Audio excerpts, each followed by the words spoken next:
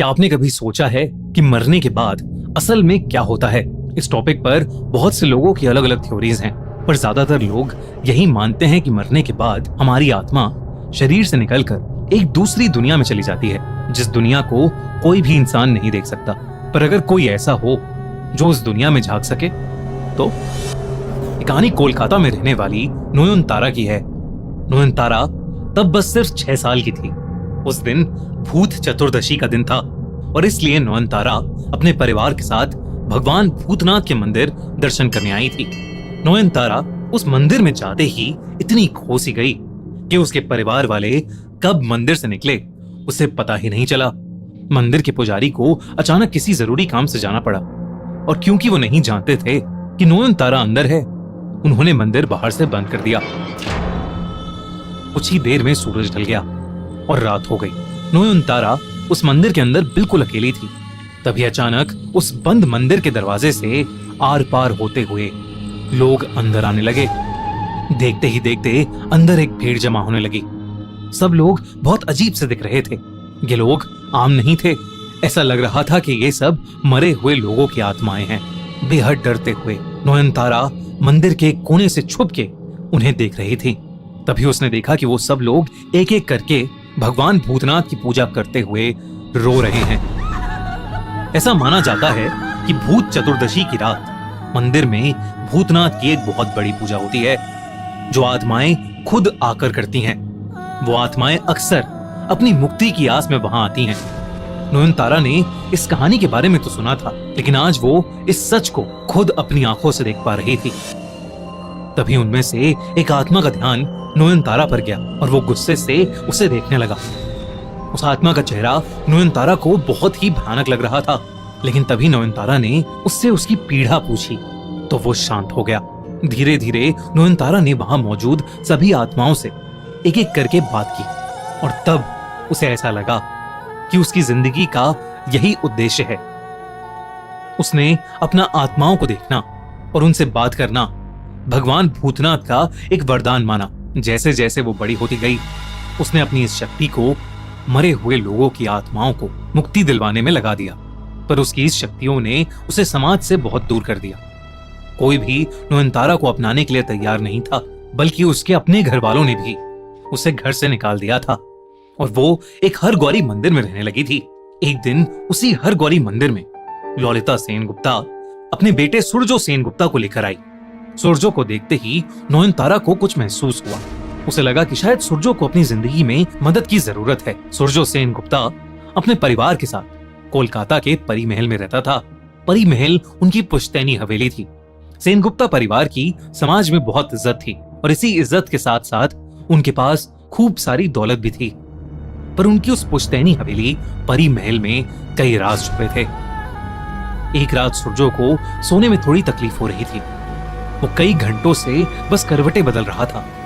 उसे एक सपना आया कि कोई औरत शादी की लाल साड़ी पहने उसके ऊपर बैठी है और उसका गला दबा रही है।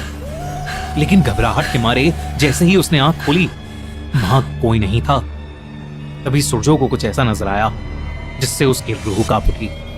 बेडरूम के दरवाजे पर उसे एक औरत शादी की साड़ी पहने खड़ी दिखी।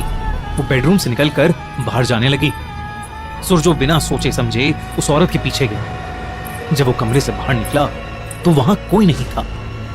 तभी उसकी नजर महल की दीवार पर लगे एक बड़े से शीशे पर गई।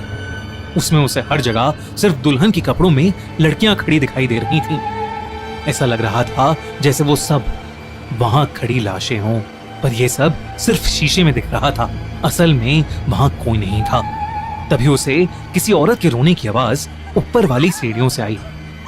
वो सीढ़ियों के पास गया तो उसने देखा कि वही लाल साड़ी पहने औरत सीढ़ियों पर सर झुकाए बैठकर रो रही है। वो और पास गया तो उसे उस लड़की के पैर दिखे जिन पर मेहंदी लगी थी, मानो किसी दुल्हन के हों। इससे पहले कि सूरजो उससे कुछ पूछता, उसकी आंखों के सामने वो पैर उल्टे हो गए और तभी उस लड़की ने सूरजो को घूर कर देखा। सूरजो उसका चेहरा देखकर सुन पड़ गया था, क्योंकि वो और कोई नहीं बल्कि उसकी मरी हुई मंगेतर शाओली थी।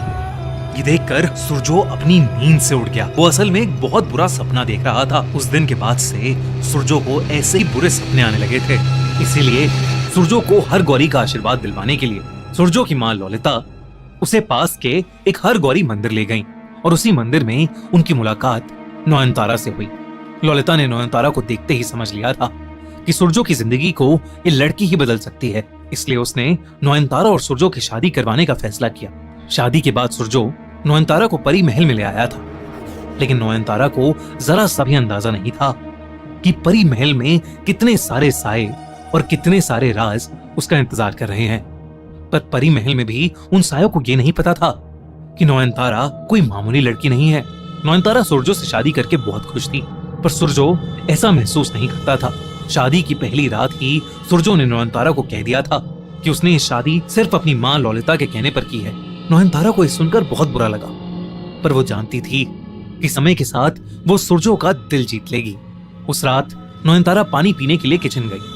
जैसे ही वो वापस कमरे में लौटी, नयनतारा का दिल दहल गया। सुरजो के बिस्तर के ठीक ऊपर एक लड़की हवा में तैर रही थी। उसने एक शादी का जोड़ा पहना हुआ था और उसकी आंखें गुस्से से लाल थीं। नयनतारा ने उसे देखते ही कहा, कौन हो तुम? मेरे पति से दूर हो जाओ। उस लड़की ने तुरंत नयनतारा की तरफ मुड़कर देखा और कहा, तू मुझे देख सकती है, कौन है तू? और तब नयनतारा ने उसे भगवान भूतनाथ से मिले अपने वरदान के बारे में बताया। नयनतारा की सच्चाई सुनकर उस लड़की की लाल आंखें शांत हो गईं और वो रोने लगी। इससे पहले कि नयनतारा कुछ और कह पाती, पीछे से सुरजो की आवाज आई कि तुम किससे बात कर रही हो? वो आत्मा तुरंत गायब हो गई और नयनतारा चुपचाप बिस्तर पर आकर सोने की कोशिश करने लगी। नयनतारा अपने दिमाग को शांत ही नहीं कर पा रही थी। उसे समझ ही नहीं आ रहा था कि वो औरत कौन थी और नयनतारा की बात सुनकर क्यों रोने लगी थी। इसी उलझन में नयनतारा बिस्तर से उठकर उस औरत को परी महल में ढूंढने चली गई। रात के अंधेरे में परी महल बहुत ही डरावना लग रहा था। उस महल की हवा में एक अजीब सी घुटन थी। नयनतारा उसे हर जगह ढूंढने लगी। तभी एक बंद कमरे से आवाज आई। जब नयनतारा उस कमरे में घुसी तो उसकी रूह कांप उठी। उस कमरे में बहुत सी लड़कियां शादी के जोड़े में खड़ी हुई थीं और नयनतारा को देखते ही उल्लू ध्वनि निकालने लगी।